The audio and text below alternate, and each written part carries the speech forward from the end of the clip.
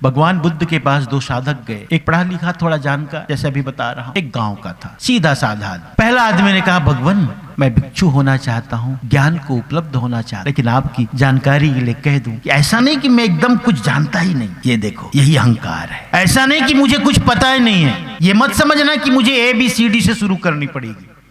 BAT bat मैंने बल्ला जानता हूँ, BOO की बुक मैंने किताब जानता हूँ, आपकी सहूलियत के लिए कह देता हूँ। दूसरे को भी इच्छा हुई, उसने कहा, प्रभु मैं भी ज्ञान को उपलब्ध होना चाहता हूँ, लेकिन मैं तो कुछ भी नहीं जानता, कोई पढ़ा लिखा नहीं।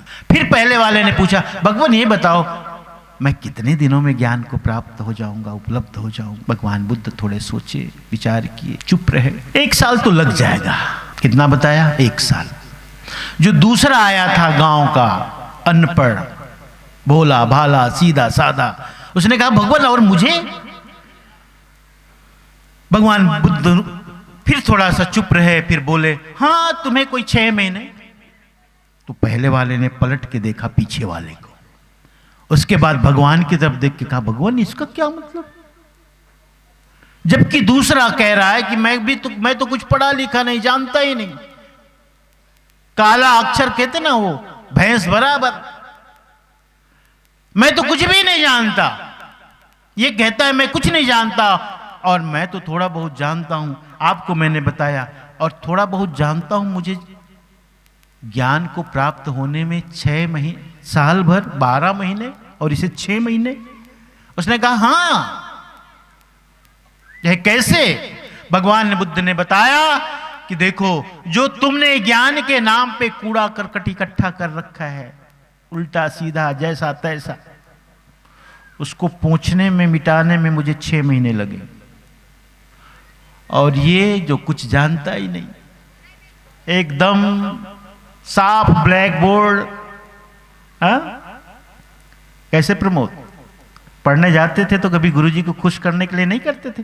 भेंगरा, कोयला उला मिला विला के बढ़िया चकाचक ब्लैक बोर्ड को गुरुजी बड़े खुश होते थे, खड़िया लेके कहते, वाह क्या बात है, बढ़िया सफाई है भाई, साफ सुथरा रखे। गुरुजी को बस लिखना। कहे 6 महीने का समय तो दोनों को लग रहा है, 6 महीना अधिक तुम्हें इसलिए लग रहा है कि जो तुमने ज्ञान के नाम पे कुछ जान रखा है, संग्रह कर रखा है, उसे मिटाना पड़ेगा मुझे। 6 महीने की मेहनत उसमें है। उस पंडित ने फिर आगे पूछा, आगे बढ़े, नाव आगे बढ़ी, उसने पूछा, कुछ गणित जानते हो, हिसाब किताब? अरे लाते ले जाते हो तो जोड़ घटाना तो आता होगा। उसने कहा, क्या जोड़ घटाना जान के करना, जो मिल जाता है बहुत है, जो दे देते हैं बहुत है, हम कुछ हील हवाला करते ही नहीं। अरे तुमने कम क्यों दिया, इतना लगता है, ऐसा होता है, बस 1 प्रहर का भोजन हो जाता है हम। और रात को सोते समय सदगुरु से, भगवान से प्रार्थना करते हैं, भगवान कल का फिर तुम देख लेना, कल का फिर तुम देख लेना। तो हमें हिसाब किताब जानने की, गणित जानने की जरूरत क्या है? पंडित ने कहा, तुम्हारा 8 आना जीवन खराब गया, बेकार गया। नदी के बीचों बीच नाव गई। गर्मी के दिनों में जैसे आंधी बवंडर नहीं आता है, आपकी तरफ भी आता है, आंधी बवंडर आया, तूफान आया, आंधी आई। अब बारी थी फकीर संत की। उसने कहा, भाई ये नाव डगमगा रही है, अब एक बात बताओ, तैरना आता है? तैरना आता है? कहे, तैरना तो नहीं आता। तो सब तुम जानता है, तैरना नहीं आता, तेरा 16वां आना बेकार गया, तेरा जीवन 16वां आना खराब गया।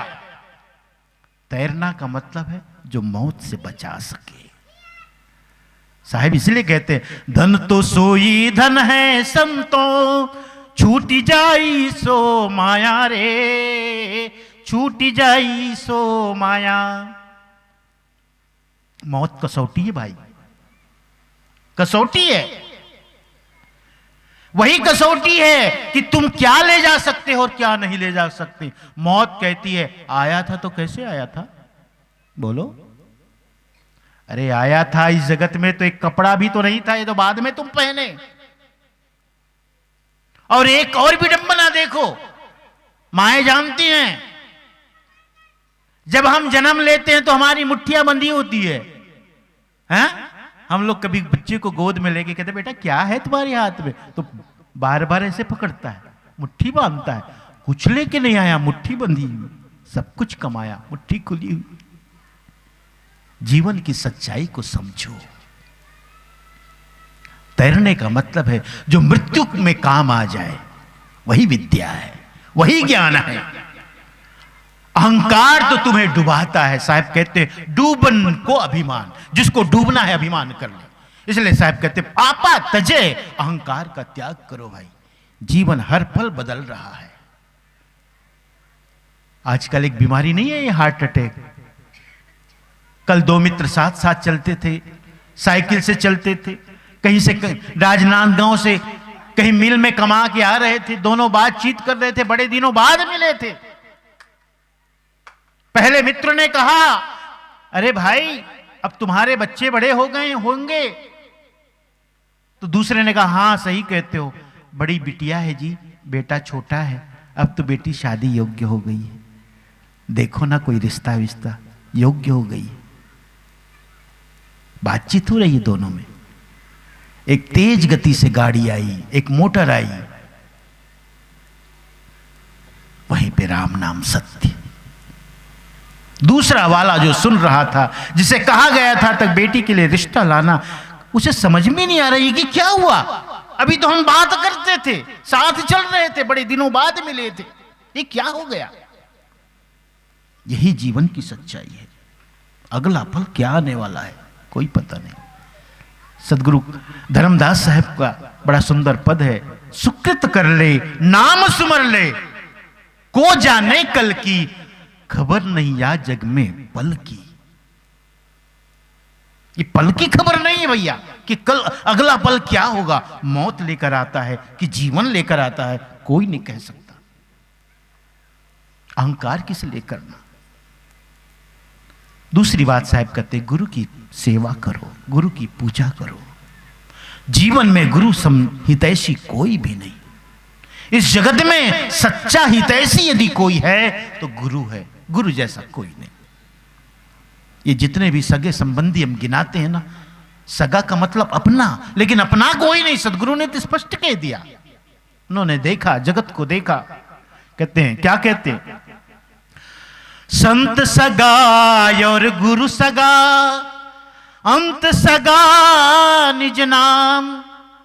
साहब ने और किसी की गिनती नहीं की, तीन ही सगा बताया। संत सगा और गुरु सगा, अंत सगा निज नाम।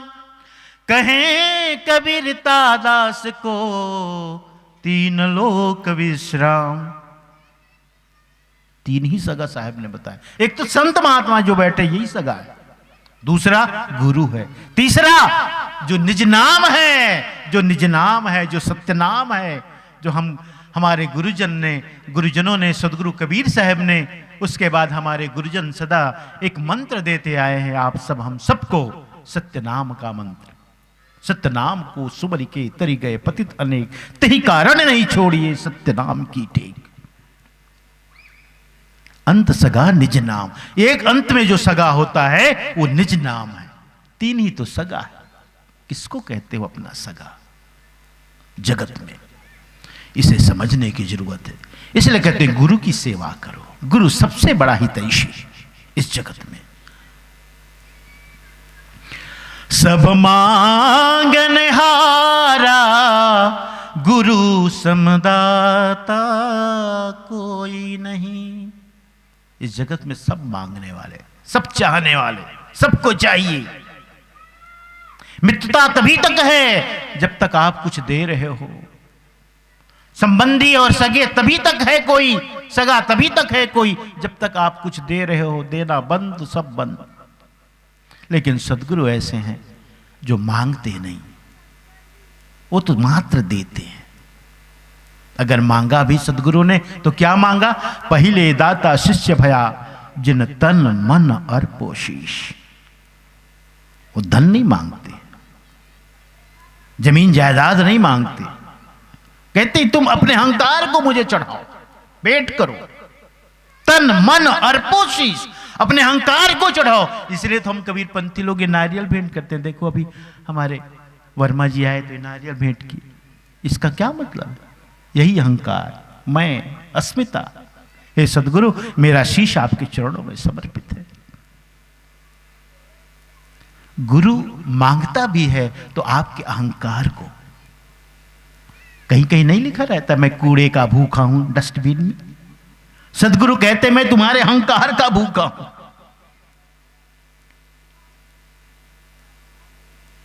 क्योंकि अहंकार को मारता है सदगुरु।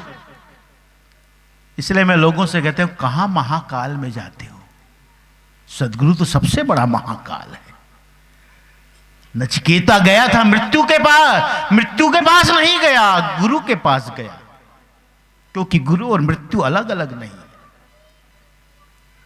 मृत्यु है गुरु जो तुम्हें मौत देता है, मृत्यु सिखाता है कि कैसे मरना है। मरते मरते जग मुआ मुए न जाना कोई, ऐसा होई के न मुआ बहुरी न मरना होए। जो मरना सिखाए जीवन में कि कैसे मरना, कैसे मरना है, मरने की जो कला सिखाए वो गुरु है। इसलिए गुरु की सेवा करो, गुरु को जीवन में स्थान दो, गुरु रूपी सूर्य का उदय करो अपने जीवन में, ताकि हृदय का अंधेरा मिटे, जीवन से अंधेरा जाए। गुरु जरूरी है और कहीं कोई जाने की जरूरत नहीं। गुरु सब कुछ है।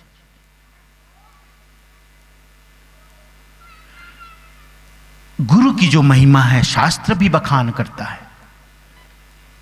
हम कबीरपंथी तो गुरु के प्रति ही, गुरु की हमारे जीवन में तो गुरु ही सब कुछ है।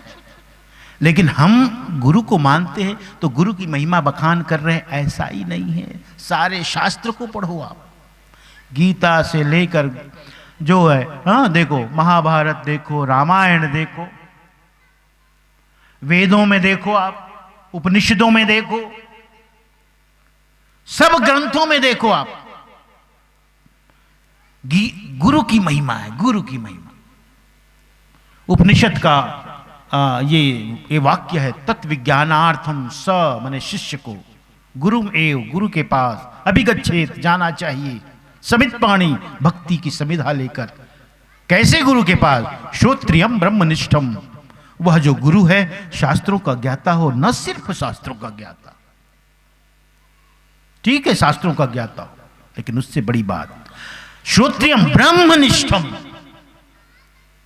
जिसकी सत्य के प्रति निष्ठा बन गई है, जिसने ब्रह्म को जान लिया है, जिसने सत्य को जान लिया है, ऐसे गुरु के पास जाओ।